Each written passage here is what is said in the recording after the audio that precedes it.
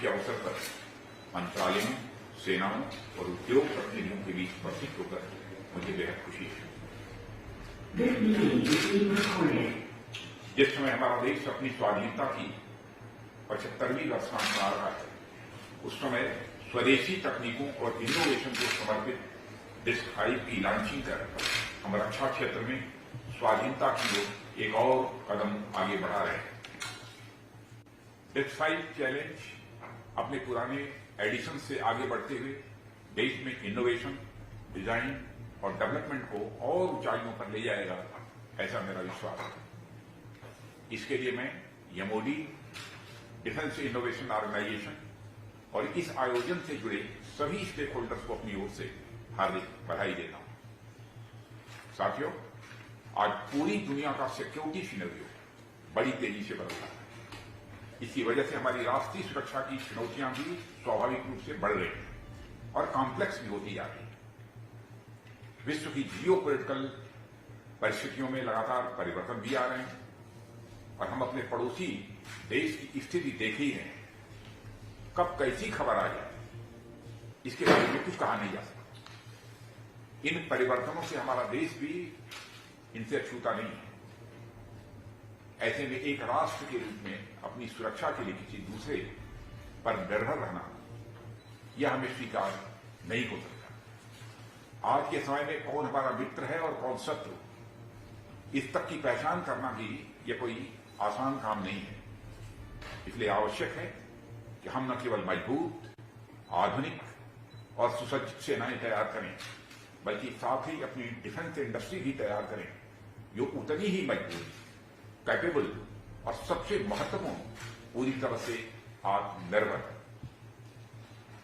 इस दृष्टिकोण से देखने पर हम पाते हैं कि आईडेक्स हमें एक ऐसा प्लेटफॉर्म देता है जहां government, services, think tanks, industry, startups और इनोवेटर्स एक साथ मिलकर काम कर रहे हैं और हमारे डिफेंस और एरोस्पेस सेक्टर को नई ऊंचाइयों पर ले जाते हैं। डिफेंस इंडिया स्टार्टअप चैलेंज और ओपन चैलेंजेस हमारे युवाओं को और इंटरप्रेन्योर्स को अनेक अवसर प्रदान करते हैं। इसके माध्यम से वे भारत की साइंस, टेक्नोलॉजी और रिसर्च की क्षमता को उजागर कर डिफेंस इनोवेशन और कैपेबिलिटीज को एक नई दिशा दे सकते हैं। साथियों, तेजी से बदल रही दुनिया में टेक्नोलॉजी के प्रयोग और भारत से हम अच्छी तरह परिचित हैं। इसके कारण देश दुनिया में प्रायः सभी क्षेत्रों में तेजी से बदलाव आ रहा है। रक्षा क्षेत्र में तो इसकी और भी अहमियत है। ऐसे में हमारी सेनाओं में टेक्नोलॉजी के प्रयोग को बढ़ावा देने के लिए मिनिस्ट्री ऑफ डिफेंस द्वारा शुरू किया गया आईडेक्स एक महत्वपूर्ण कदम साबित हुआ है। और हमारे देश में न ही टैलेंट्स की कमी है, न ही टैलेंट्स की डिमांड की कमी है, पर किसी कॉमन प्लेटफॉर्म के अभाव में इन दोनों का ही मिलान नहीं हो पाता था। आईडेक्स प्लेटफॉर्म इस कमी को पूरा करने में काफी हद तक सफल हुआ है और यह प्रयास हमारी इंडस्ट्रीज को भी इनोवेशन, रिसर्च एंड डेवलपमेंट की एक मजबूत नींव प्रदान करता है। आईडेक्स जैसी पहल हमारे युवा, एकेडमिक जगत, रिसर्च एंड डेवलपमेंट, स्टार्टअप्स और हमारी सेनाओं के बीच एक कड़ी बनाती है। जैसा कि आप लोग जानते हैं कि इसके अंतर्गत सेनाओं और हमारी डिफेंस पब्लिक सेक्टर अंडरटेकिंग्स और ऑर्डिनेंस सेक्रेटरी बोर्ड द्वारा फेस की जा रही समस्याओं की पहचान की जाती है और उनका समाधान खोजने के लिए उन्हें डिस्क के रूप में इंटरप्रेन्योर्स, एमएसएमईज, स्टार्टअप्स और इनोवेटर्स के सामने लाया जाता है। आईडेक्स फॉर फौजी भी इसी तरह की पहल है जो हमारे सर्विस पर्सनल को इन क्षेत्रों में अपना टैलेंट दिखाने का एक अवसर प्रदान करती है। यानी अपनी समग्रता में यह हमारी आत्मनिर्भरता के लक्ष्य को प्राप्त करने में लगातार सहायक बन रहा है। साथियों, आज डिस्क 5 का लॉन्च होना आत्मनिर्भरता की ओर रक्षा के क्षेत्र के बढ़ते हुए कदम और युवाओं और उद्यमियों में डिस्क की लोकप्रियता को एक साथ दर्शाता है। डिस्क का हर एडिशन पिछले अपने एडिशन से कहीं अधिक व्यापक है और प्रॉब्लम स्टेटमेंट्स में विविधता के लिए वे होता है। हम सबने भी देखा इस बार इन चैलेंजेस की संख्या 35 है, जो अब तक के किसी भी एडिशन से सर्वाधिक है। और इसमें situational awareness, augmented reality, artificial intelligence, aircraft trainer, non lethal devices, 5G network, under water domain awareness, drone, swarms, data capturing जैसे एरिया से महत्वपूर्ण मॉडर्न और फ्यूचरिस्टिक प्रॉब्लम स्टेटमेंट्स भी शामिल हैं। इतनी बड़ी संख्या में प्रॉब्लम स्टेटमेंट्स पिछले एडिशंस की सफलता और डिस्क पर इंटरप्रेन्योर्स और वैज्ञानिकों का विश्वास दिखाता है।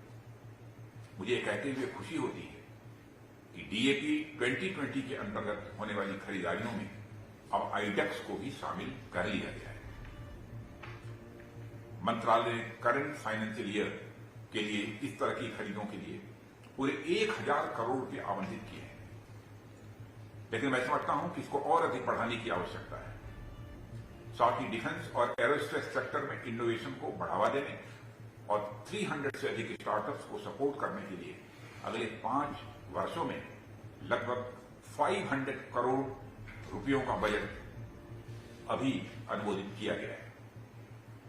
और देश भर के एक्सपर्ट्स और इनोवेटर्स के टैलेंट को हार्नेस करने के विजन से आईडेक्स अगले 5 वर्षों में आज की अपेक्षा 5 गुने स्टार्टअप्स को सपोर्ट करेगा। आईडेक्स का लक्ष्य प्रगति की गति को बढ़ाना, लागत को घटाना और प्रोक्योरमेंट को समयबद्ध तरीके से पूरा करना यह है।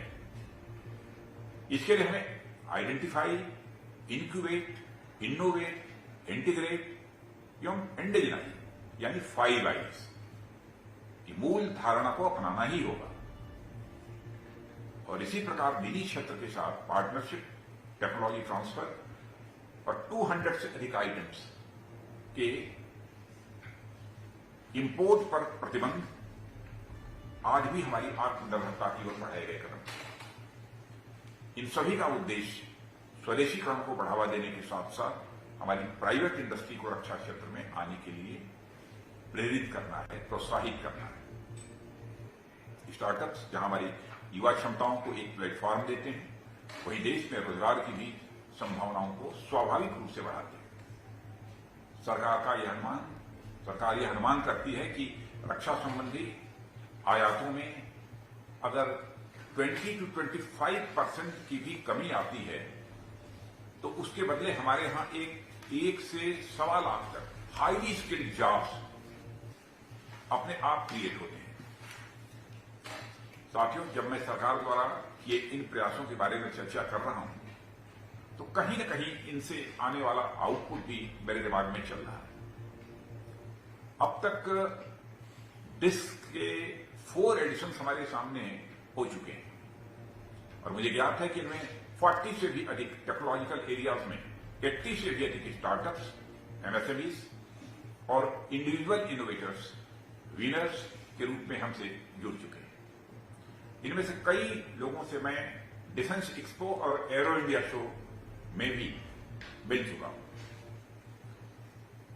अब हमें यह देखना होगा कि इन विनर्स के आइडियाज पर हम कितना आगे बढ़े हैं, इसका मूल्यांकन करने का भी समय आ गया है। अब तक कितने प्रोटोटाइप्स डेवलप करने की दिशा में हम आगे बढ़े हैं, यह भी देखना है। या इस दिशा में आगे बढ़ने की गति अगर धीमी है तो उसके पीछे क्या कारण है, इसे भी समझने की आवश्यकता है। मैं चाहता हूं कि आप लोग इसकी भी स्टडी साथ ही साथ करते चलें। साथियों, हम दुनिया के अनेक एडवांस टेक्नोलॉजीज को अपने प्रयासों से इन हाउस डेवलप कर चुके हैं। अभी भी बहुत सी ऐसी टेक्नोलॉजीज हैं जिन्हें अचीव करने की दिशा में हम आगे बढ़ रहे हैं।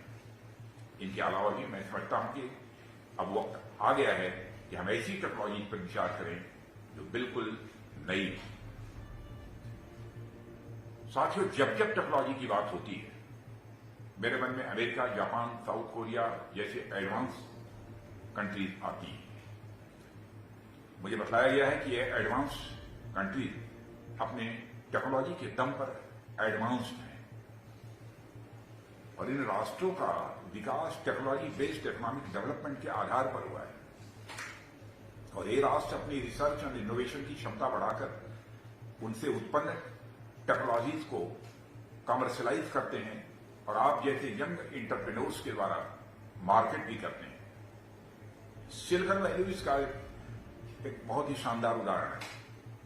और आपको ये जानकर आश्चर्य हो सकता है कि इनके प्रोडक्ट्स में 90% तक लागत रिसर्च एंड डेवलपमेंट की होती है, जबकि केवल 10% तक की लागत उस प्रोडक्ट की होती है, प्रोडक्शन की होती है। इसलिए हमें केवल मैन्युफैक्चरिंग हब बनने से संतुष्ट न होकर एक इनोवेशन हब बनने की तरफ अग्रसर होना पड़ेगा। यह समय की मांग है। और मुझे आप लोगों और अपने युवाओं पर पूरा विश्वास है कि अगर आज हम कुछ सोचते हैं तो आने वाले समय में उस पर कुछ करने की भी स्थिति में हम निश्चित रूप से होंगे। इसमें सरकार और निजी क्षेत्र दोनों की समान भागीदारी आवश्यक है। मैं सरकार की ओर से हर संभव सहयोग का आश्वासन देते हुए निजी क्षेत्र का आह्वान करता हूं कि आप लोग आगे आएं और एक सशक्त और आत्मनिर्भर रक्षा क्षेत्र के निर्माण में आप सभी अपना योगदान दें।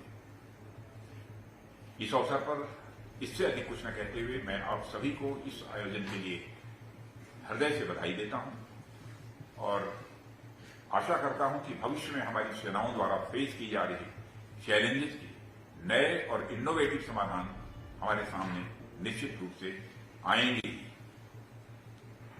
इनोवेशन को बढ़ावा देने के लिए हो रहे इस आयोजन में उपस्थित होने के लिए मैं आप सभी को अपनी तरफ से धन्यवाद देता हूं और देश के रक्षा उद्योग को सपोर्ट करने के लिए आगे आए स्टार्टअप्स को मैं अपनी बहुत सारी शुभकामनाएं भी देता हूं।